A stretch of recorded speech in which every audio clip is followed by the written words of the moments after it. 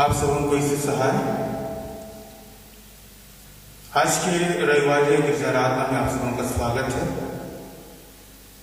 ऐसी विषम परिस्थिति में भी हम इस वक्त अपने विश्वास में प्रभु यीशु मसीह के द्वारा स्थिर पाए जाते हैं और भरे चंगे पाए जाते हैं, और इस वक्त उसकी महिमा स्तुति के लिए हम इकट्ठे हो पाते हैं।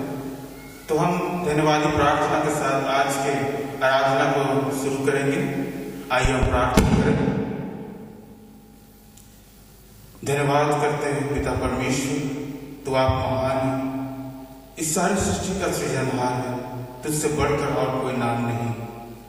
हाँ पिता, हम सिर्फ यीशु नाम पर विश्वास करते हैं, उसी पर आशा रखते हैं।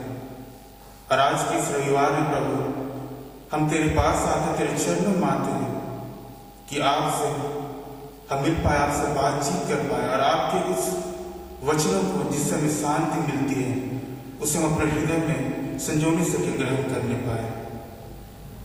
पिता, इस वक्त तेरी सामर्थ हमें उंडेल कि प्रभु हम अपने मन ध्यान को सिर्फ तेरे ऊपर लगा न सके, इधर उधर चिंताओं की, व्यर्थ की बातों को, संसार की बातों को दरकिनार करके प्रभु कुछ वक्त प्रभु हम तेरे साथ समय गुजारने चाहते हैं। पिता, से तू आप हमारी सहायता और मदद कर। हर एक बातों को इस वक्त आपके हाथ में सौंपते हैं। छोटी प्रार्थना को यीशु के नाम से मांगते हैं, सुनो दिए से ग्रहण कर। मंडली उठे।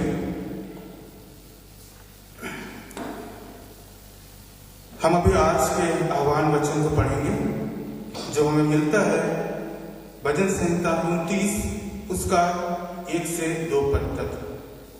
भजन संहिता 29 उसका 1 से 2 पद तक। आइए इसको हम एक साथ पढ़ें। हे परमेश्वर के पुत्रों, यहोवा का, हाँ यहोवा ही का गुणानुवाद करो। यहोवा की महिमा और सामर्थ को सराहो। यहोवा के नाम की महिमा करो। पवित्रता से सोहमान होकर यहोवा को दंडवत करो। आमीन। मंडली बैठे। इस वक्त हम गिरजा आराधना में साक्षीवाणी से पहला गीत गाएंगे। साक्षीवाणी गीत संख्या 76। साक्षीवाणी गीत संख्या 76।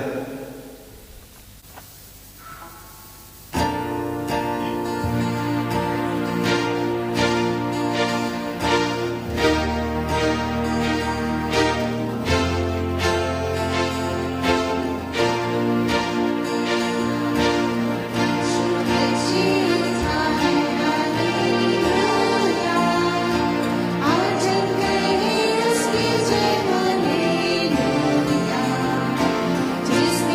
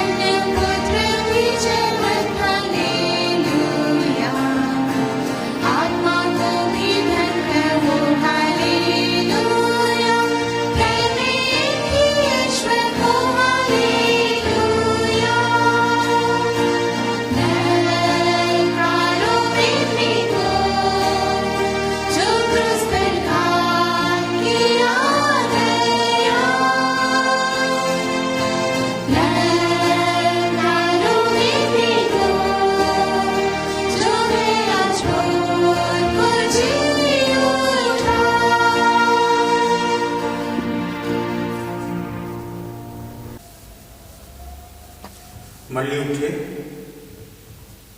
परमेश्वर पिता और पुत्र और पवित्र आत्मा के नाम से आमीन। हमारी सहायता ईश्वर के नाम से है, जिसने स्वर्ग और पृथ्वी को सिरजा।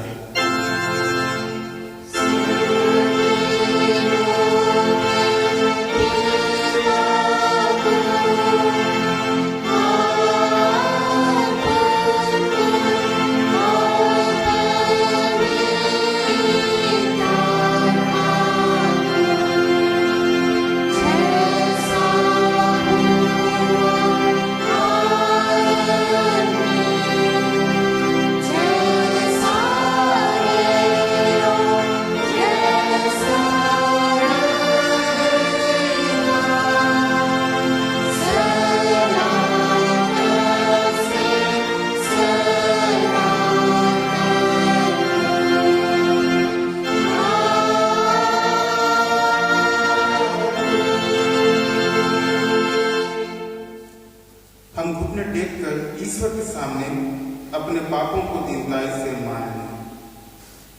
हे सर्वशक्तिमान ईश्वर दयालु पिता, हम दीनताई से अपने सब पाप अपराधों को तेरे सम्मुख मान लेते हैं।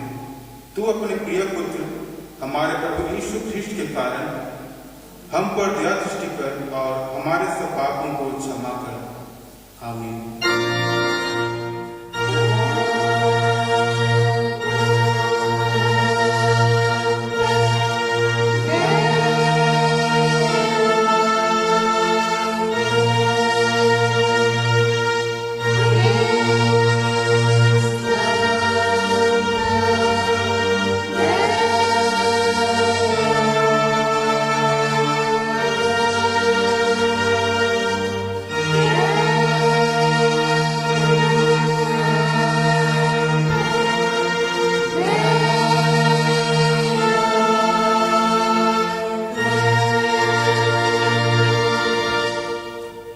हम ईश्वर का सांविधानिक वचन सुने। यदि कोई पाप करे तो पिता के पास हमारा एक सहायक है, अर्थात धार्मिक यीशु ख्रीष्ट, और वही हमारे पापों के लिए प्रायश्चित है, और केवल हमारे नहीं परंतु सारे जगत के पापों के लिए भी। पहला यूहन्ना 2 उसका 1 से 2 पद।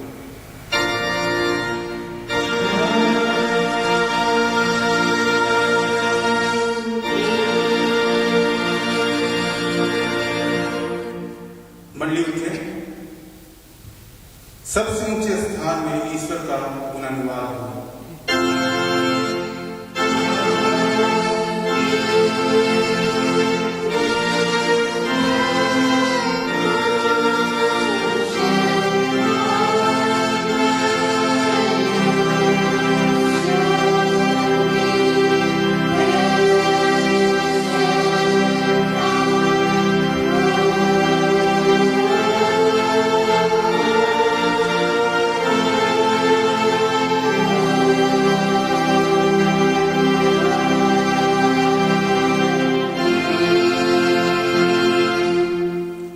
प्रभु हमारे सुन को।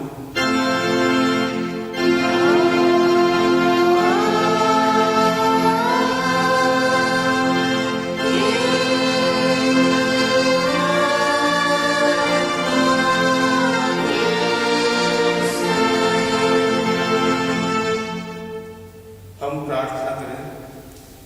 हे हमारे प्रभु यीशु ख्रीष्ट, हम तेरा धन्यवाद करते हैं कि हमारे भलाई के लिए मृतकों में से जी उठा और हमारा स्वर्गीय राजा पिता के दाहिने हाथ बैठा है। हम तेरी स्तुति करते हैं कि तू अनुग्रह करके अपने स्वर्ग के दानों से हमको पालता और अपने आत्मा के द्वारा अगुवाई करता है, जिससे शांति और कल्याण हमको मिले। हमारी अविश्वासता पर दृष्टि ना करके अपनी दया को हमसे दूर मत कर। हमारे हृदय की सब विशुद्धता मिटा हमको अपने अधीन कर, कि हम पाप और संसार की व्यर्थ सेवा को छोड़कर तेरी इच्छा के अनुसार चलें। हे प्रभु, तू ही हमारा राजा और चरवाहा है। तुझ पर भरोसा रखते हैं। तुझी को स्तुति और महिमा हो अब से सदा। आमीन।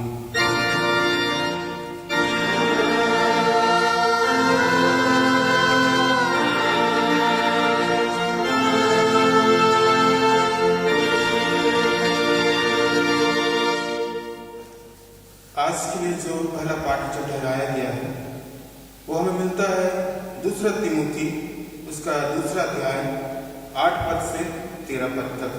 दूसरा तिमुथी उसका दूसरा अध्याय 8 पद से 13 पद तक। इसमें ऐसा लिखा हुआ है,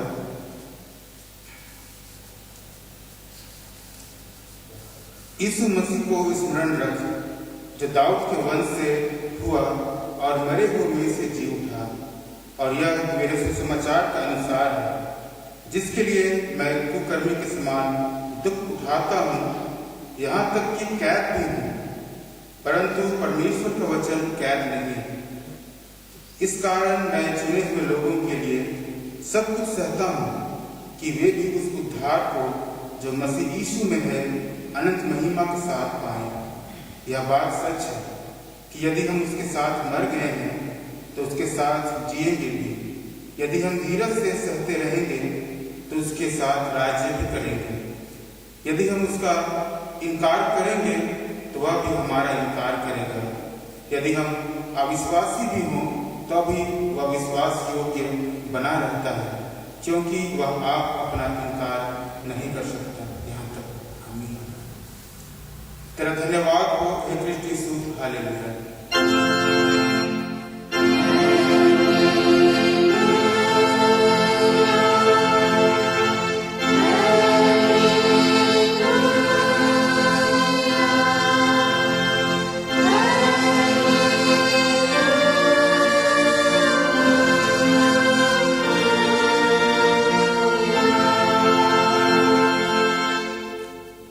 अब हम समस्त क्रिश्चियानी कलीसिया के संग अपना महापवित्र विश्वास मान लेके यूं कहें, मैं विश्वास करता हूँ परमेश्वर पिता पर जो स्वर्ग और पृथ्वी का सर्वशक्तिमान सृजनहार है, और उसके इकलौते पुत्र अपने प्रभु यीशु ख्रीष्ट पर जो पवित्र आत्मा से गर्भ में आया, कुंवारी मरियम से उत्पन्न हुआ, पंतुस पिलातुस की आज्ञा से दूध उठाया, क्रूस पर चढ़ाया गया, मर गया और गाड़ा गया, पाताल में उतरा, तीसरे दिन मृतकों में से जी उठा, स्वर्ग पर चढ़ गया और परमेश्वर शक्तिमान पिता के दाहिने हाथ बैठा है, जहाँ से वह जीवितों और मृतकों का विचार करने को फिर आएगा।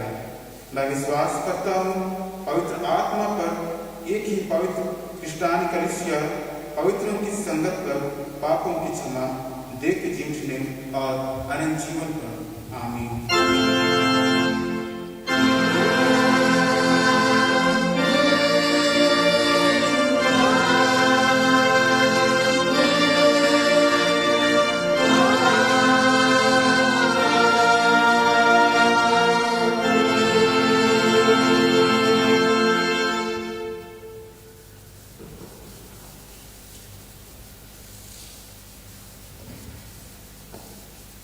आप सबको पिता परमेश्वर और हमारे उद्धारकर्ता प्रभु यीशु मसीह की ओर से अनुग्रह और शांति होता है मिले। आमीन। हम प्रार्थना करें, हे सामर्थ महान जीवित पवित्र पिता परमेश्वर, आपके सुंदर अगुवाई और प्रभु हमारे के जीवन को सकुशल सुरक्षित और अपने अनुग्रह में अपने उत्तम आशीष को लेते हुए हमारे को संभालता है। हम इस बात के लिए धन्यवाद करते हैं। प्यार के इस समय हम तेरे वचन के इस प्रकाश में अपने जीवन को शामिल करना चाहते हैं कि तेरे उस नैतिक बातों की ओर और प्रभु जीवन की उस मूल्यवान एक पवित्र वचन की ओर हमारा ध्यान आकर्षित कर। निश्चय हम उन बातों को समझ सके जो हमारे के लिए है और जो उस जीवन की ओर उस पवित्र मार्गों पर अगुवाई करती है। उन बातों को आप हमारे के बीच में प्रकट करें। हे मेरे पिता, एक एक दुर्बलताओं को आप दूर कर अपने सामर्थ्य से हमारे के जीवन को बांध देना, कि हम तेरे पवित्र संगति में एक आनंदमय जीवन और तेरे उस वचन की उस पवित्र सहभागिता में तेरे उस ज्योति की ओर अपने कदम को बढ़ा पाए। और निश्चय प्रभु आज जिस उद्देश्य से प्रभु हमारे से प्रेम किया, तेरे सदन जीवन के लिए हमारे को तो बुलाया, पर उस बातों को हम समझ पाए। आप ही अपनी पवित्र उपस्थिति और पवित्र आत्मा की अगुवाई हमारे के जीवन में सुनने हारे और प्रभु जी एक एक के जीवन में तो ही अपनी उपस्थिति को दे। आज यह संगति एक आत्मिक जीवन के साथ हम जीवन को स्थिर और तेरे बल के साथ हम तैयार कर पाए। यही प्रार्थना हम मांगते हैं हमारे उद्धारकर्ता प्रभु यीशु के पवित्र और सामर्थ्य नाम में। दर्शन और अनुग्रह से स्वर्ग राज्य में ग्रहण करें। आमीन। आज के लिए हम उपदेश वचन सुनेंगे जब मिलता है यूहन्ना रचित सुसमाचार और उसका 16 अध्याय पद संख्या 5 से आगे 15वें पद तक। यूहन्ना रचित सुसमाचार अध्याय संख्या 16 और उसका 5 पद से आगे 15वें पद तक वचन हमें कहता है, परंतु अब मैं अपने भेजने वाले के पास जाता हूं और तुम में से कोई मुझसे नहीं पूछता तू कहाँ जाता है, परंतु मैंने जो ये बातें तुमसे कही है इसलिए तुम्हारा मन शोक से भर गया है। तो अभी मैं तुमसे सच कहता हूं कि मेरा जाना तुम्हारे लिए अच्छा है, क्योंकि यदि मैं ना जाऊं तो वह सहायक तुम्हारे पास ना आएगा, परंतु यदि मैं जाऊंगा तो उसे तुम्हारे पास भेजूंगा। वह आकर संसार को पाप और धार्मिकता और न्याय के विषय में निरुत्तर करेगा। पाप के विषय में इसलिए कि वे मुझ पर विश्वास नहीं करते, और धार्मिकता के विषय में इसलिए कि मैं पिता के पास जाता हूँ और तुम मुझे फिर ना देखोगे। न्याय के विषय में इसलिए कि संसार का सरदार दोषी ठहराया गया है। मुझे तुमसे और भी बहुत सी बातें कहनी है, परंतु अभी तुम उन्हें सह नहीं सकते।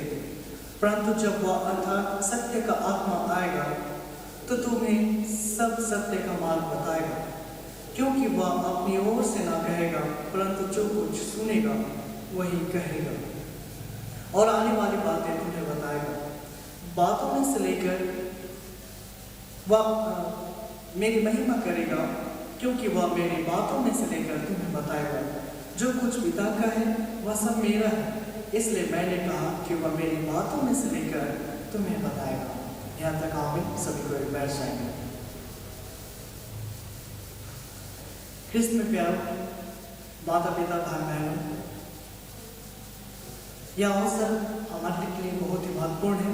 हमारे जानते हैं आज हमारे जीवन में विभिन्न परेशानी कठिनाइयों को हम देखते हैं और उससे जूझने का प्रयास करते हैं, लेकिन जब हम वचन की उस पवित्र संगति में जब हम अपने आप को देखते हैं और वचन हमें इस बातों को हमारे जीवन में प्रकट करता है कि परमेश्वर की उपस्थिति हम हर एक के जीवन में है। जिस रीति से इब्रानी उसका 13:5 में कहता है कि मैं तुझे कभी ना छोड़ूंगा ना त्यागूंगा। यह परमेश्वर का वचन जो आज हमारे को विभिन्न कठिनाइयों में वह हमें संभालने वाला है, वह हमें संतान देता है, वह हमारी सुधि लेता है, हमारे रक्षक हमारी करता है और वह हमारे के संग साथ होकर हमारे के जीवन को वह संभालता है। और आज हम इस वचन में देखते हैं कहा कि मैं तुझे कभी ना छोड़ूंगा ना त्यागूंगा। सचमुच वह हमारे के लिए उपाय करता है। और आज जब हम उस वचन के साथ जीवन को देखते हैं तो हम निश्चय रूप से परमेश्वर की उपस्थिति को, उसके प्रेम के अनुरूप हम देख पाते हैं। तो आज इस वचन में भी हम इसी बातों को देखते हैं। यहाँ यीशु मसीह उस अंतिम समय में अपने चेलों के बीच से वह अपने पिता के पास लौटने की बात को कहता है। जहाँ से वह आया था उस पिता के पास से और पुनः उस पिता के पास लौट जाने की बातों को वह अपने शिष्यों को कहता है, लेकिन उसके चेले इस बातों को सुनकर शोकित थे, क्योंकि हम इस बातों को देखते हैं कि उन्होंने यीशु मसीह के साथ लंबे समय तक जीवन को व्यतीत किया। एक ऐसा संगति में जहां परमेश्वर की उस वचन को यीशु मसीह अपने शिष्यों के बीच में प्रकट किया। एक ऐसा संगति जहां पवित्रता की बातें थी, एक ऐसा संगति जहां परमेश्वर के सामर्थ को यीशु मसीह ने प्रकट किया। और जब यीशु मसीह अपने शिष्यों से कहते हैं कि मैं पुनः जहां से आया था अर्थात उस परमेश्वर पिता के पास से लौट जाता हूं, और इसी बातों को लेकर शिष्य दुखी थे। लेकिन यहाँ यीशु मसीह उन्हें अकेले छोड़ने की बात नहीं कही, उनके बीच में एक सहायक भेजने की बात कही। और हम इस बातों को देखते हैं कि वो है पवित्र आत्मा। यह पवित्र आत्मा की शर्तें और पवित्र आत्मा के कार्यों को हम इस वचन में हम देख पाएंगे। और जब हम 7 पद से आगे के वचन को देखते हैं यूहन्ना जैसे समाचार में, यहाँ पवित्र आत्मा के आने के लिए शर्तों के विषय हम देख पाते हैं। जहाँ 7 पद में यीशु मसीह कहते हैं, तो अभी मैं तुमसे सच कहता हूँ कि मेरा जाना तुम्हारे लिए अच्छा है, क्योंकि यदि मैं ना जाऊं तो वह सहायक तुम्हारे पास ना आएगा, परंतु यदि मैं जाऊंगा तो उसे तुम्हारे पास भेजूंगा। यीशु कहते हैं यहाँ हम हर एक के लिए भले के लिए है कि वो हमसे क्या करे, वो परमेश्वर पिता के पास जाए। और परमेश्वर पिता जिसने उससे यीशु मसीह को भेजा, अपना यीशु मसीह उसी परमेश्वर के पास लौटने की बात कहता है। हम इस बातों को देखते हैं कि जब तक वो ना जाए तो पवित्र आत्मा उस समय उसके मनुष्य के बीच में नहीं आ सकती। तो हम देखते हैं कि उस पिता के पास वह जा रहा था जिसने उसे भेजा था, लेकिन उस मार्ग पे यीशु की मृत्यु, पुनरुत्थान और अंत में स्वर्ग में उसकी चढ़ाई की बातें शामिल थी। पवित्र आत्मा के आने की शर्त यह थी कि यीशु को वापस पिता के पास जाना था, और पिता के पास वापस जाने के उसे वह काम पूरा करना था जो वह करने के लिए इस धरती पर आया था। उसे मनुष्यों के अपराधों के निमित्त घर और कोड़े सहना और क्रूस की मृत्यु सहना पड़ा, और वह मृत्यु में से जी उठा और स्वर्ग पर चढ़ गया। यदि वह नहीं मरता तो हमारे अपराधों का भुगतान नहीं हो पाता, और यदि वह जीवित नहीं उठता, वह जी नहीं उठता, तो पाप और मृत्यु को पराजित नहीं कर सकता। आज पिता परमेश्वर का धन्यवाद जिसने हमारे मनुष्य के जीवन में परमेश्वर अपने प्रेम को प्रकट किया और यीशु मसीह को हमारे लिए भेजा, जो हमारे लिए दुख, कठिनाई, तकलीफ को सहा और मेमने की नहीं, ऊन के तने वाले मेमने की नहीं, वह शांत रहकर हमारे अपराधों को सहा, हमारे मारा गया, गाड़ा गया और तीसरे दिन जी उठा। तो आज हम इस बात को देख पाते हैं कि यह कार्य हम मनुष्य उद्धार के निमित्त था, और हम इस बातों को देखते हैं कि परमेश्वर यीशु मसीह का जाना तय था। यदि वह नहीं चाहता तो पवित्र आत्मा हम सबों के बीच में नहीं आती, लेकिन हमने देखा कि परमेश्वर के उद्देश्य को, उसकी आज्ञाओं को उन्होंने स्वीकारा और उस उद्देश्य को उन्होंने पूरा किया।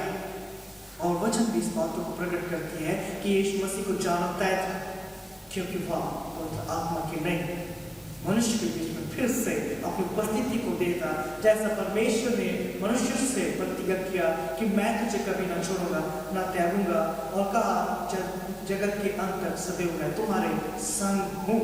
वो प्रतिज्ञाओं को परमेश्वर अपने वचन के माध्यम से पूरा करता है। यदि यीशु मसीह इस संसार में सदैव के लिए जीवित रहता तो खास एक ही जगह वो उपस्थित रहता, लेकिन वो आत्मा की नहीं, वह फिर से मनुष्य के जीवन में उस अनुग्रह की प्रकट करता है।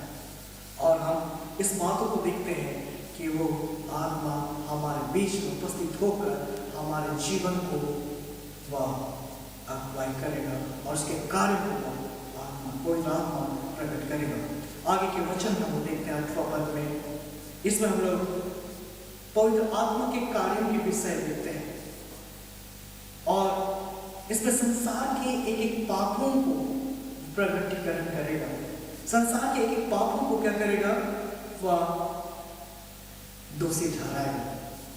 तो हम इस बातों को देखते हैं। वचन कहता है 8 पद में, वह आकर संसार को पाप और धार्मिकता और न्याय के विषय में निरुत्तर करेगा। यह वचन कह रहा है कि वो किन किन विषयों पर, संसार के पाप और धार्मिकता और न्याय के विषय में निरुत्तर करेगा। 3 बातों को देखते हैं, पाप, धार्मिकता और न्याय। हम इस बातों को देख पा रहे हैं कि वह संसार को पाप किस रीति से करेगा, जब हम लोग देखते हैं क्या पवित्र आत्मा मनुष्य के जीवन को दोषी ठहराएगा, पाप, धार्मिकता और न्याय को प्रकट करेगा, कहता है। और वचन में इस बातों को देखते हैं जब रोमी की पत्री हम उसका जब 8 अध्याय का 14 पद में देखते हैं, वचन कहता है इसलिए कि जितने लोग परमेश्वर की आत्मा के चलाए चलते हैं वही परमेश्वर के पुत्र हैं। तो हम इस बातों को देखते हैं कि यह आत्मा जो है प्रकटीकरण करेगा उनके दोस्तों को, उनके अपराधों को, और यहाँ उस पवित्रता की बातों को प्रकट करें कि मनुष्य परमेश्वर के पुत्र है कि नहीं। लेकिन वचन कहता है कि जो आत्मा के अनुसार चलाए चलते हैं वही परमेश्वर के पुत्र है। तो आत्मा उस बातों को प्रकट कर रहा है। तब उस बातों को देखते हैं कि आगे यीशु मसीह 10 पद में 9 पद में हम देखते हैं क्या कहता है। यहाँ कहता है कि पाप के विषय में इसलिए कि वे मुझ पर विश्वास नहीं करते। हम यहाँ देख रहे हैं पाप के संदर्भ में, पाप के संबंध में कि परमेश्वर के प्रति क्या है, अविश्वसता। और हम आगे के वचन को देखते हैं 15 अध्याय में, वहां इसी बातों को प्रकट करता है कि वे किस रीति से परमेश्वर का अस्वीकार करते हैं, वैसे नहीं पहचानते। यह 15 अध्याय का 21 पद से आगे हमें कहता है, यह कहता है परंतु यह सब कुछ वे मेरे नाम के कारण तुम्हारे साथ करेंगे, क्योंकि वे मेरे भेजने वाले को नहीं जानते। यदि मैं ना आता और उनसे बातें ना करता तो वे पापी ना ठहरते, परंतु अब उनके पाप के लिए कोई बहाना नहीं। जो मुझसे पैर रखता है वह मेरे पिता से भी पैर रखता है। यदि मैं उनमें वे काम ना करता जो और किसी ने नहीं किए तो वे पापी नहीं ठहरते, परंतु अब तुमने मुझे और मेरे पिता दोनों को देखा और दोनों से बैर किए हैं। यहाँ यीशु मसीह के प्रति अविश्वसता को वर्णन करता है कि वे किसी रीति से उनसे बैर किए। और उनका मानना था, जो उस समय साधु फरीसी लोग थे, यहूदी लोग थे, वे इस रीति से स्वीकार करते थे, जो हमको 16 अध्याय में हमको दूसरा प्रस्ताव के हम देख पाएंगे। वो वचन कहता है कि वे तुम्हें आराधनालयों में से निकाल देंगे, वरना यह समय आता है कि जो कोई तुम्हें मार डालेगा वह समझेगा कि मैं परमेश्वर की सेवा करता हूँ। तो इस बातों को देख रहे हैं कि उनका मानना था कि वे परमेश्वर की सेवा करने के कारण ये कार्य को कर रहे हैं। वो अविश्वसता उनके जीवन में थी, वो समझ की बात है उनके जीवन में। लेकिन हम इस बात को देखते हैं कि वे यीशु मसीह पर विश्वास नहीं किया, वे उनसे बैठ गए। और वचन भी हमें इस बात को कहता है कि यदि मैं ना आता और उनसे बातें ना करता तो वे पापी ना ठहरते, परंतु अब मैं उनके बीच में आ गया हूं, कोई बहाना नहीं। क्योंकि परमेश्वर अपने पुत्र को मनुष्य के बीच में भेजा ताकि मनुष्य परमेश्वर की उस आज्ञा को स्वीकार पाए और उसके मार्ग पर चलने पाए, जिसको इस मसीह के बीच में प्रकट करता है। लेकिन वे उसको अस्वीकारते हैं। और रोमी की पत्री भी 1 अध्याय का 17 पद में हमें इसी बातों को प्रकट करता है। 1 अध्याय का 21 पद में वह कहता है, इस कारण कि परमेश्वर को जानने पर भी उन्होंने परमेश्वर की योग्य बड़ाई और धन्यवाद न किया, परंतु व्यर्थ विचार करने लगे, यहाँ तक कि उनका निर्बुद्धि मन अंधेरा हो गया। वे परमेश्वर को जानने पर भी वे परमेश्वर की बड़ाई, स्तुति, उसकी धन्यवाद ना किया। जिस रीति से कहा यूहन्ना रचित सुसमाचार में कि वचन अपनों के बीच में आया, लेकिन अपनों ने उसे ग्रहण नहीं किया। और इस बात को प्रकट करता है कि वे जाने लेकिन उसको वे धन्यवाद नहीं किए, न ग्रहण किए। इस बात को प्रकट करता है। या मनुष्य की उनकी अविश्वसता के कारण उन पर पाप का भार उन पर पड़ा। और हम इसी बातों को इस नाव देना पाते हैं कि पाप का संबंध, पाप का विषय यीशु मसीह पर अविश्वासता के कारण, विश्वास नहीं करने के कारण उन पर पाप का दंड उन पर पड़ा। और हम इस बातों को देखते हैं कि विश्वास और अविश्वासता, आज हम जानते हैं कि परमेश्वर ने अपने पुत्र को भेजा जो मनुष्य के जीवन के लिए था, आज उस पर विश्वास करे वह नष्ट न हो लेकिन वो अनंत जीवन पाए। परमेश्वर की योजना मनुष्य के लिए कुछ खास थी, क्योंकि वह अपने अनुग्रह, अपने प्रेम को मनुष्यों के बीच में प्रकट करना चाहा कि मनुष्य उस जीवन को उस पाप में ना पड़े, लेकिन परमेश्वर की संगति में वे अपने आप को तैयार कर पाए उस विश्वास के माध्यम से। लेकिन यहाँ लोगों की अविश्वास था, उस समय की अविश्वास था, क्या किया? उसको पाप के अधीन किया। लेकिन आज जो विश्वास करते हैं वे पाप से रहित हैं। इस बात को हम देखते हैं और आगे हम देखते हैं धार्मिकता के विषय पर 10 पद में हम लोग धार्मिकता के विषय में पाते हैं। और धार्मिकता के विषय में इसलिए कि मैं पिता के पास जाता हूँ और तुम मुझे फिर ना देखोगे। धार्मिकता का अर्थ हम लोग किस रूप से देखते हैं? धार्मिकता का अर्थ हम लोग उत्तम गुण, पापहीन, दोषहीन, अपराध रहित, नैतिकता, अच्छाई, सम्मान की बातों को हम लोग देखते हैं जो धार्मिकता की बातों को प्रकट करता है। नैतिकता का जीवन हम लोग देख पाते हैं। और आरंभ में जब परमेश्वर की व्यवस्था थी, उस समय लोग व्यवस्था के पालन करने के बाद से उस धार्मिकता को परमेश्वर के सम्मुख प्रकट करते थे। और धार्मिकता के कार्य जो थे वो एक व्यक्ति के जीवन को उस पाप से अलगाव रखते थे, दोष से और अपराध रहे उस व्यक्ति के जीवन में नैतिकता, उत्तम गुण, अच्छाइयाँ और सम्मान की बातों को हम देख पाते हैं। और इसी तरीके से परमेश्वर पहले आरंभ में यहूदी इस्राएलियों के जीवन को जब हम देखते हैं तो उनके बीच में वो व्यवस्था दी गई थी जिसके पालन करने के द्वारा से वे अपनी धार्मिकता को प्रकट करते थे।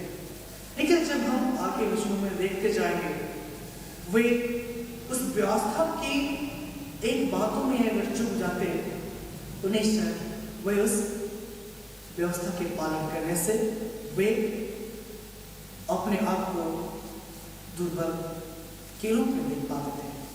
व्यवस्था का पालन करना अत्यधिक कठिन था, क्योंकि सब बातों को पालन करें, यदि किसी एक बात में चूक जाए तो सभी बातों में वह चूक जाते थे।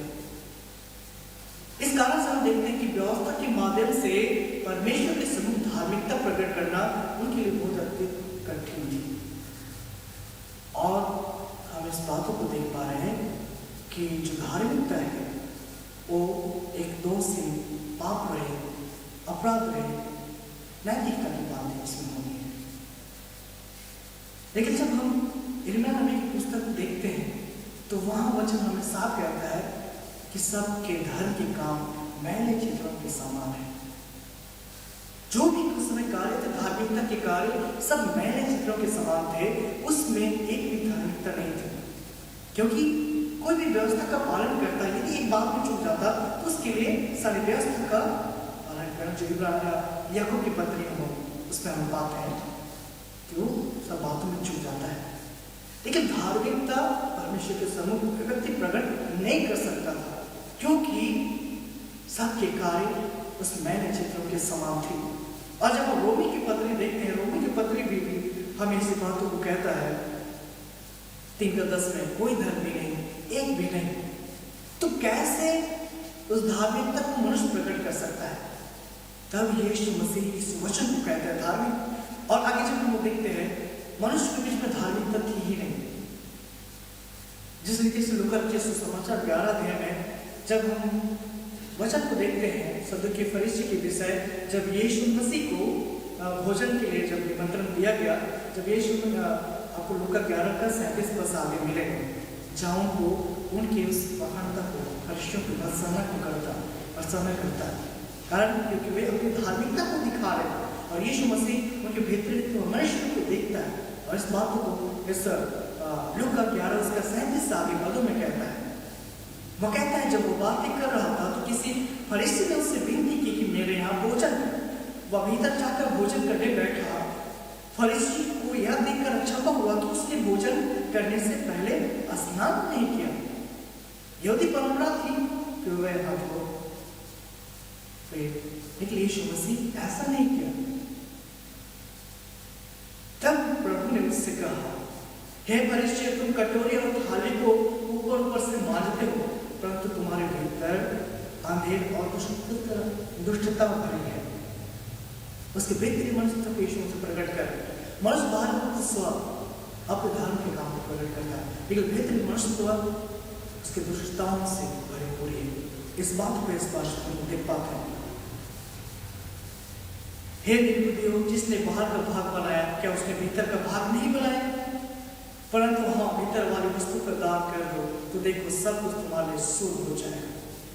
यह उनके लिए कहता है कि तुम भीतरी मनुष्य को सुधारो, उससे तुम दान कर दो, उसको समर्पित कर दो, जिससे वह तुम्हें शुद्ध करेगा।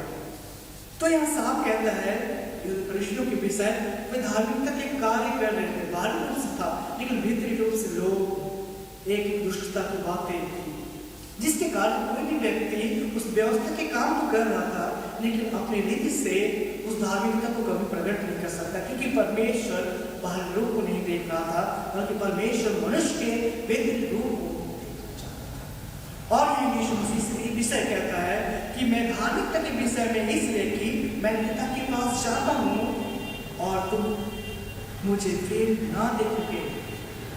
मैं यीशु मसीह परमेश्वर पिता के पास जाता है, एक ऐसा जगह जहां मनुष्य अपनी आंखों से देख नहीं सकता। और हम हर एक जानते कि परमेश्वर का स्थान कहाँ है? स्वर्ग में। और जहां एक ऐसी जगह जहां पवित्रता की बात है और जहां धार्मिकता पवित्रता उस स्थान में होती है। तो इसी रीति से यहाँ यीशु मसीह भी इस बातों को प्रकट करता है।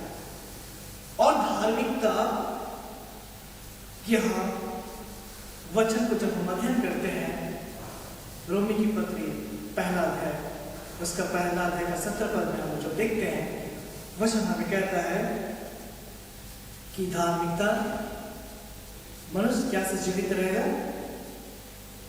धर्मी जन मनुष्य विश्वास से जीवित रहेंगे। तो यह धार्मिकता धर्म के कार्य यहाँ क्या से? विश्वास से, क्योंकि मनुष्य अपने कामों को परमेश्वर के सम्मुख कभी भी प्रकट नहीं कर सकते, क्योंकि मनुष्य की बुराइयां भले कार्यों से ज्यादा है। तो कैसे धार्मिकता को प्रकट करेगा? लेकिन यह मनुष्य के जीवन में परमेश्वर उस स्वर्ग से जहाँ पवित्रता की बात है, जब धार्मिकता की बात है, वह क्या कर रहा है? किस रीति से दे रहा है? विश्वास के माध्यम से वह मनुष्य के जीवन में दे रहा है। तो विश्वास किस पर करना है, यह हमारे लिए महत्वपूर्ण है। इसलिए तीमुथियुस के पत्र में कहता है तीमुथियुस को कि तू यीशु मसीह को स्मरण कर, जो दाऊद का वंश का है, जो हमारे लिए मरा जी उठा, उस पर विश्वास करना है। क्यों विश्वास करना है? क्योंकि वह परमेश्वर का आज्ञाकारी रहा, वह निष्कलंक रहा, वह पवित्र रहा। हमारा विश्वास कहाँ जाता है? परमेश्वर के पुत्र पर। किस रीति से? क्योंकि वचन हमें कहता है, जब हम दूसरा कुरिन्थियों उसका 5 अध्याय का 21 पद को देखते हैं, तब हमें वहाँ धार्मिकता के विषय हम समझ हमें मिलते हैं।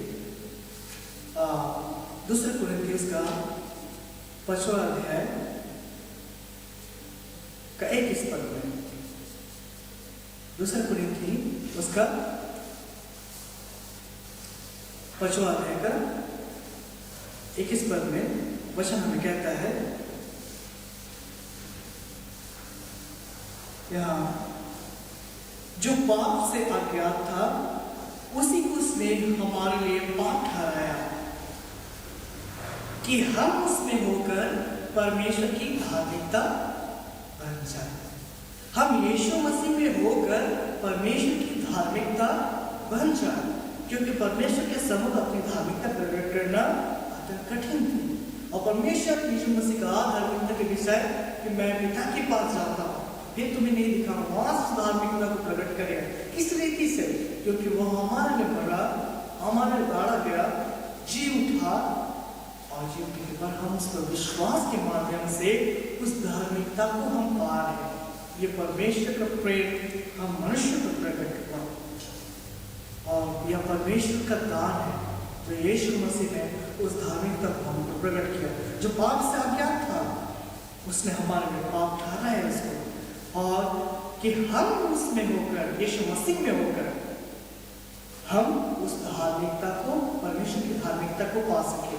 और यही धार्मिकता परमेश्वर के राज्य के निमित्त हमारे लिए आवश्यक है। और आगे हम जो वचन देखते हैं, ये धार्मिकता के विषय इफिसियों की पत्री में भी हम इस बातों को पाते हैं कि वो हम पर अनुग्रह किया। और जब हम गलती की पुस्तक में भी पाते हैं, उसमें भी वो हमसे अपने प्रेम के माध्यम से वो अपनी उपस्थिति को प्रकट किया। और हम यीशु मसीह के उस अनुग्रह के माध्यम से हम यीशु मसीह में उस धार्मिकता को हम विश्वास के द्वारा से पाते हैं। इसलिए हमारे लिए कहा गया है, दूसरा गलती दूसरा अध्याय का 16 पद से आगे हम जो देखते हैं वचन कहता है, तब यह जानकारी कि मनुष्य व्यवस्था के कामों से नहीं पर केवल यीशु मसीह पर विश्वास करने के द्वारा धर्मी ठहरता है।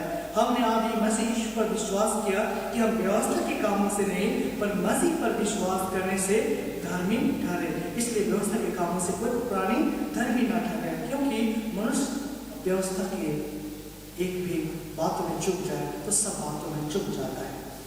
इस बात को प्रकट करता है कि हम यीशु मसीह में विश्वास से उस परमेश्वर की धार्मिकता को हम पा सकते हैं, क्योंकि वह पाप से क्या था और वह धर्मी व्यक्ति था।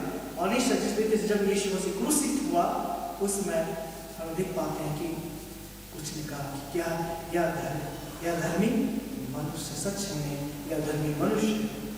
तब उस धार्मिकता को, उस धार्मिक मनुष्य के माध्यम से हम अपने जीवन में पा रहे हैं। इसलिए वह स्वर्ग से अपनी धार्मिकता, परमेश्वर की धार्मिकता को हम मनुष्य के जीवन में उस विश्वास के माध्यम से प्रकट किया, और हम धार्मिकता यीशु मसीह पर विश्वास के माध्यम से पाते हैं। और हम लोग देखते हैं में न्याय के विषय में यह कहता है, न्याय के विषय में इसलिए कि संसार का सरदार दोषी ठहराया गया है।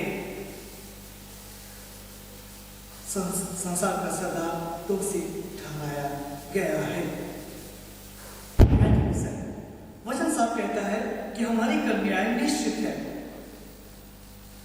और न्याय का होना हमारे के लिए जरूरी है। जब हम रोमी 14 अध्याय का जब 12 पद में जब देखते हैं, वहां न्याय के विषय वर्णन किया गया है कि सबका न्याय होना है। रोमी उसका 14 अध्याय में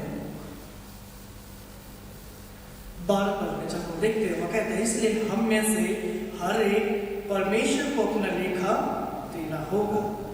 न्याय का होना निश्चित है, और न्याय जब होगा वो संसार को क्या करेगा? संसार के सरदार को दोषी ठहराएगा।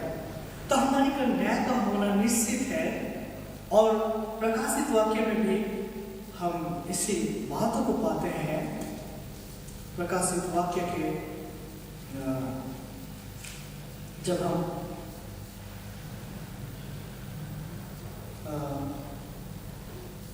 20 अध्याय का जब हम वचन को देखते हैं, प्रकाशित वाक्य उसका 20 अध्याय का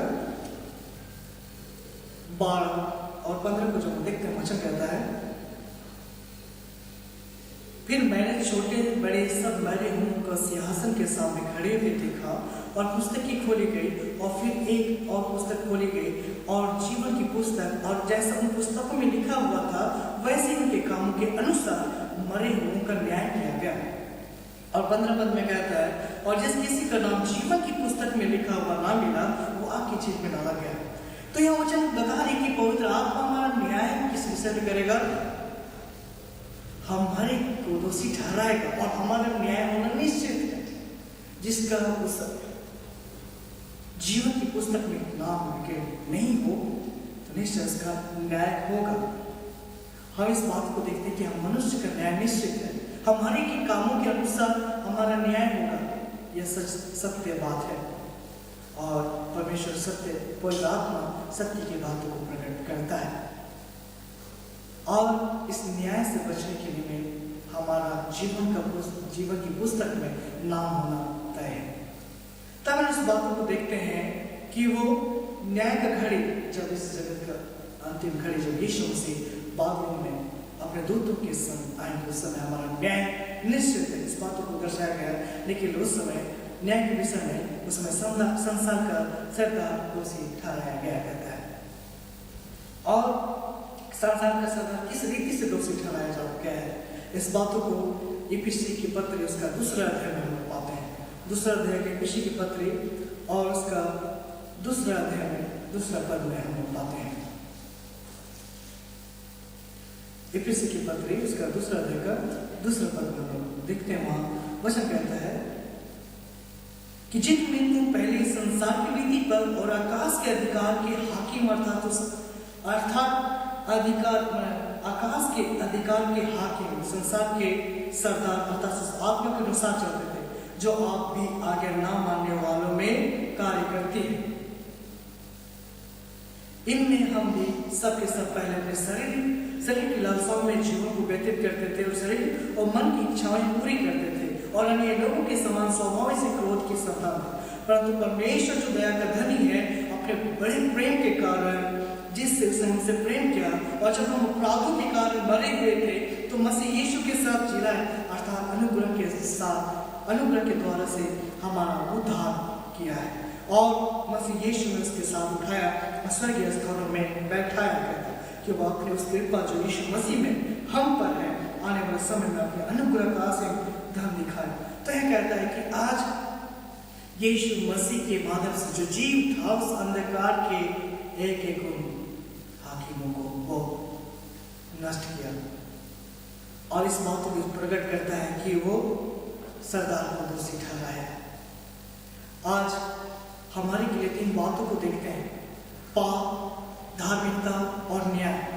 इस वचन में पाते हैं पाप हमने किया हमारे मनुष्य, लेकिन परमेश्वर इस पाप से निजात दिलाने के लिए अपने पुत्र को भेजा और यीशु मसीह में ही हम उस धार्मिकता को पाएंगे।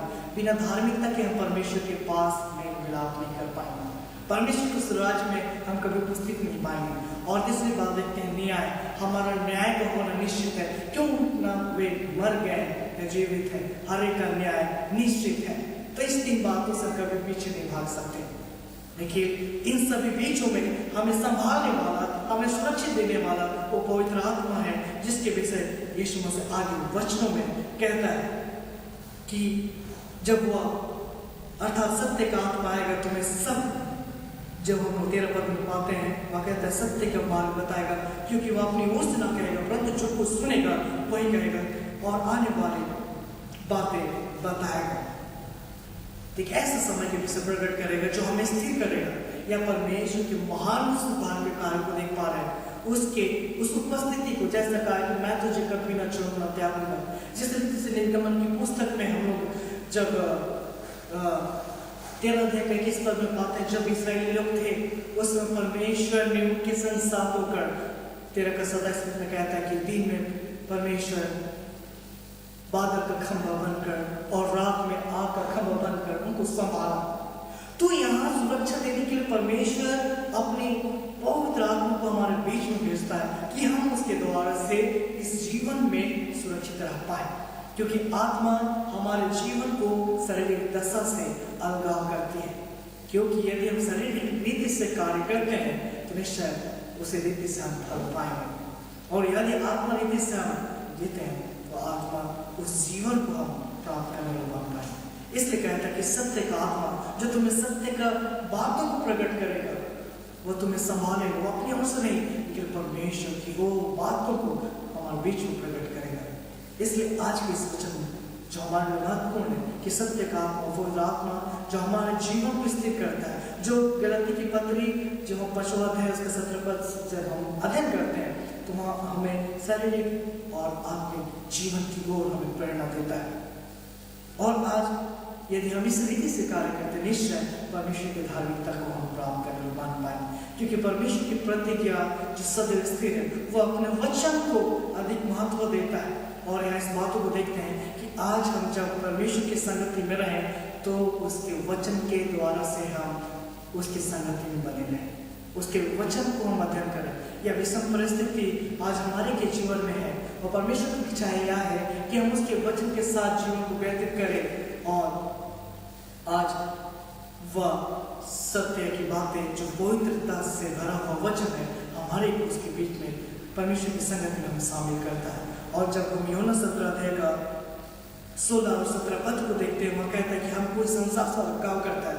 यह कहता है कि जय यूहन्ना 17 का 16 से 17 पद, जैसा मैं संसार का नहीं वैसे वे भी संसार के नहीं, जो परमेश्वर के वचन में चलते हैं वे संसार के नहीं, क्योंकि यीशु मसीह संसार को, सरदार को दोषी ठहराया है। और आगे कहता है 17 पद में, सत्य के द्वारा उन्हें पवित्र कर तेरा वचन सत्य है। यह आत्मा सत्य की गवाही देगा, सत्य की मार्ग पर ले चलेगा। और सत्य क्या है? परमेश्वर का वचन, जो हम इस वचन में कहते हैं तेरा वचन सत्य है। तो अब हम हर एक के लिए यह है कि हम परमेश्वर के वचन के साथ जुड़े रहें। या विभिन्न परिस्थिति हमारी देखते हैं अपने आसपास, यह कठिन दौर हम मनुष्य के जीवन में है, लेकिन परमेश्वर का वादा है, उन्होंने हमारे हाथों को थामा है कब जब हम उसके वचन के साथ सहभागिता रखते हैं। और वचन कहता है कि मैं तुझे कभी ना छोड़ूंगा, कभी ना त्यागूंगा। यही पवित्र आत्मा की उपस्थिति उसके वचन के माध्यम से हमारे के जीवन में पूरी होती है। जब हम उसको स्वीकारते हैं निश्चय उस जीवन की ओर, उस पवित्र मार्गों में हम अपने कदमों को बढ़ा पाते हैं। तो प्रियो, आज यह अवसर हमारे के लिए महत्वपूर्ण है, हम इसको बहुमूल्य समझें, परमेश्वर के वचन के साथ सामर्थ्यता रखें, क्योंकि परमेश्वर का वचन उसके भय मानने वालों के लिए, और सत्य का आत्मा अर्थात पवित्र आत्मा हमें परमेश्वर के वचन के साथ जिस रीति से ये परमेश्वर इस्राएलियों के जीवन के साथ खंभा बनकर आज हमारे बीच में पवित्र आत्मा उस सुरक्षा से, संसार के अभिलाषाओं से, शारीरिक दशा से हमारे को पार करके उस आत्मिक दशा की ओर हमें ले जाना चाहते हैं। तो प्रियो, आज इस अवसर को बहुमूल्य समझे, परमेश्वर के वचन के साथ जीवन को व्यतीत करें और निश्चय उस आत्मिक संगति में परमेश्वर के साथ वरदानों को हम पा सकें और उसके राज्य की भागीदारी हो पाए, न्याय के दिन निडरता के साथ खड़े हो पाए, हमारा जीवन उस जीवन की पुस्तिका में हमारा नाम लिखे जाए। तो आइए हम अपने आप को तैयार करें, उस सत्य की आत्मा को स्वीकारते हुए, उस पर हम विश्वास करते हुए हम अपने जीवन को व्यतीत करें। परमेश्वर हम सबके साथ हो और इस वचन पर बहुत ऐसे आशीष दें। आमीन। आइए हम प्रार्थना करें। धन्यवाद देते हैं महान पिता परमेश्वर, तो हमारे किसी साथ है जो कभी हमें छोड़ेगा नहीं। आज पिता तेरा वचन हमें ये और देता है कि निश्चय तो हमारे के लिए प्रभु अपने पवित्र आत्मा को भेजा है, जो आज हमें स्थिर का जीवन उस अंधकार से प्रभु तेरे मार्गों पर ले जाने के लिए वह हमें बल देता है, वह हमें संभालता है, हमारी सुरक्षा करता है। हे पिता, आज आप ही हमारे रखवाली करें, अपने उस पवित्र आत्मा के माध्यम से प्रभु उस पवित्रता की ओर हमारे जीवन प्रतिदिन व्यतीत हो। एक दुष्टता से प्रभु हमें बचाएगा, हमें सत्य की बातों को सिखा और अपने मार्गों पर नित्य प्रतिदिन अगुवाई कर, हमारे पाँव फिसलने न पाए प्रभु, लेकिन प्रभु उस चट्टान में स्थिर रह पाए, और जो तुझ पर विश्वास करे वो कभी नजर न हो पाए। यही प्रभु आज इस वचन से हमारे को आशीषित किया है, हम आपका धन्यवाद करते हैं। तेरे प्रकाश में हमारे के कदम को बढ़ा और उस ज्योति की ओर प्रभु हम अपने आंखों से देख पाए तेरे उस महान कार्य को प्रभु, और हमारे जीवन के उस महान उद्धार को तूने रखा है प्रभु। उस बातों पर विश्वास के साथ निर्डरता तेरे इस वचन के संगत में प्रभु व्यतीत करते हुए हम तेरे मार्गों पर जीवन को चला पाए। हे पिता, यह वचन के हम धन्यवाद देते हैं। संपूर्ण आदर में माफी को देते हुए प्रार्थना हमारे उद्धार के प्रभु यीशु के पवित्र नाम से मांगते हैं। यीशु के राज में ग्रहण करें और परमेश्वर का ज्ञान जो समझ पहले आप सबके मन हृदय की रक्षा से सदन करें। आमीन। इस समय हम लोग आराधना के लगातार में हम लोग गीत गाएंगे साक्ष्यवाणी से। साक्ष्यवाणी की संख्या 332। साक्ष्यवाणी की संख्या 332। यीशु के धन्य नाम की जय।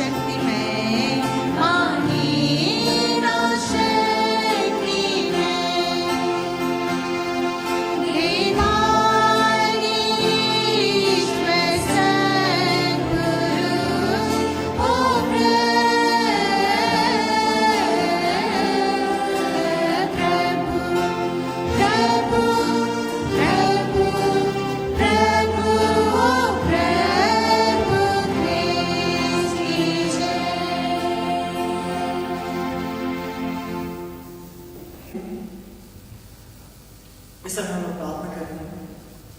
अगुआ की नियमित वचन सुने। प्रभु का वचन कहता है, मैं दाखला तब तुम डालिया जो मुझ में बने रहते हैं, मैं उसमें, वह बहुत फल फलता है, क्योंकि मुझसे अलग होकर तुम कुछ नहीं कर सकते। आमीन। प्रार्थना करें। धन्यवाद धन्यवाद धन्यवाद महान पवित्र सामर्थ्य जीवित पिता परमेश्वर, जो हमारा आड़ और ढाल, तो ही हमारा प्रभु शरण स्थान जो है, हर घड़ी हर पल हमारे जीवन की सुधि लेता है। तेरे द्वार से पिता यह जीवन हमारे एक सकुशल आनंद के साथ व्यतीत कर पाते हैं, क्योंकि तूने प्रभु हम हर एक से प्रेम किया है। आज हमारे जीवन को क्यों ना कठिनाइयों के मार्ग पर व्यतीत कर, तो अभी पिता तो हमें संभालता। आज पिता उन एक परेशानियों से हमारे के जीवन को सुरक्षित रखता है। हे पिता, आज तेरी करुणा और तेरी भलाई सदा किए हम मनुष्य पर निरंतर तो अपना प्रेम अपने अनुग्रह को मिलता है। आज ये अवसर प्रभु हमारे अपने जीवन में परिवार के संग होकर व्यतीत करते हैं।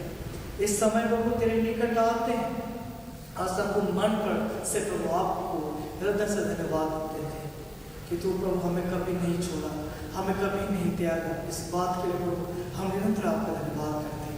प्यारे पिता, हर एक माता पिता जो इस तेरे संगति से जुड़े हुए हैं, आज पिता हर एक के जीवन को आशीषित किया है। आज उनको बल दे प्रभु, एक निर्बलताओं में प्रभु अपने सामर्थ को ले कि आप तुझ पर आशा विश्वास रखते हुए प्रभु तेरे द्वार से बल पाए, जीवन को प्रभु और अधिक तेरे द्वार से सुरक्षित जीवन में एक एक आवश्यकताओं की पूर्ति होते हुए पारिवारिक जीवन आनंद सुख और आनंद और सुंदर संगति में जीवन को व्यतीत करते हुए हर एक को प्रभु तू ही बढ़ा और यीशु के सामर्थ्य लौकिक अवश्य से एक एक जन को प्रभु तू ही सुरक्षित रख। एक एक प्रकार की बीमारी, एक एक तकलीफें, एक एक पीड़ा, एक एक दुख प्रभु जी हर एक के जीवन से अलगाव किया जाए और हर एक प्रभु आपको अपने हृदय की गहराई से धन्यवाद देने पाए। पुनः प्रभु हमारे इस मंडली के हर एक लोगों को संभाल प्रभु, जो माता पिताओं को तू ही सुरक्षित रख, एक एक बच्चों को प्रभु तू ही उनको संभालते हुए उनके जीवन को प्रभु सदैव सुरक्षित भरा जीवन में लेकर उनको अगुवाई कर। और पिता हमारे तेरे संगति में प्रभु निरंतर हर घड़ी हर पल प्रभु तेरे निकट तेरे वचन के स्रोत संगति में जीवन को व्यतीत करने और बन पाए। ऐसा प्रभु हमारे को अगुवाई कर, हमारे के मन आत्मा को तू ही अपने नियंत्रण में अपनी उपस्थिति में ले कि हमारे ही आपको धन्यवाद दे सके, आपके वचन के साथ चलने बन पाए। आज पूरा इस मंडली को संभाल, स्थित इस डवाडोल स्थिति परिस्थिति में तू हर एक मन को प्रभु तू संभाल रख और आज आप ही अपनी उपस्थिति में उस जीवन को और उस विश्वास भरोसा को ले प्रभु वरना ही चाहे न डरे, लेकिन प्रभु तेरे द्वार से सुरक्षित जीवन में उस विश्वास की संगति में प्रभु अपने आप को तेरे द्वार से तेरे वचन के माध्यम से वे अपने जीवन को सबसे व्यतीत कर पाए और तेरे उत्तम आशीषों से एक एक जीवन को भर दे, हर एक कमी घटना को दूर कर। इस परिस्थिति को तू ही देखता है प्रभु, आज प्रभु तू ही सुधि लेने वाला प्रभु, फिर से ज्यों का त्यों करने वाला प्रभु है।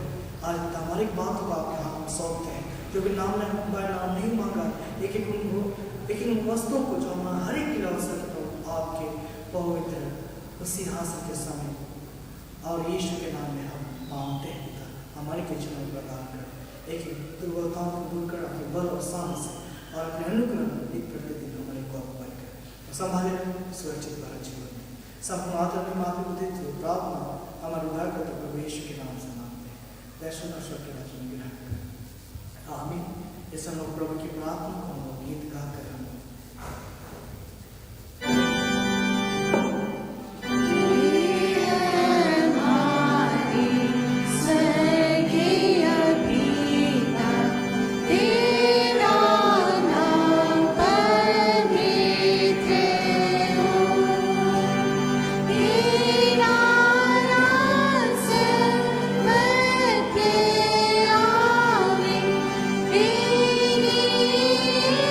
Cha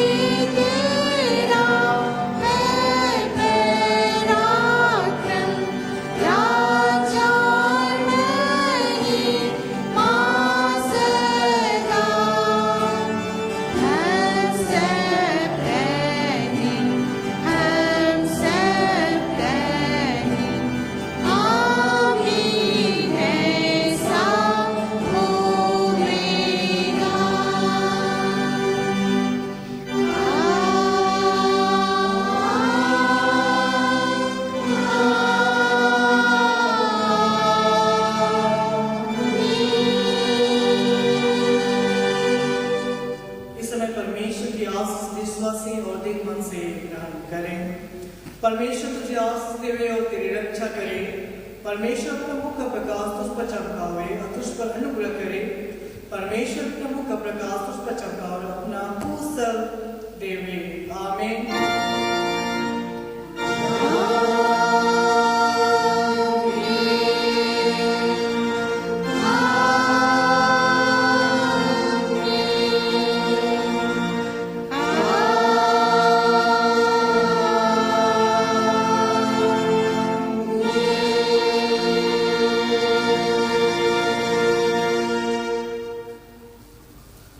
सब हमको यीशु सहाय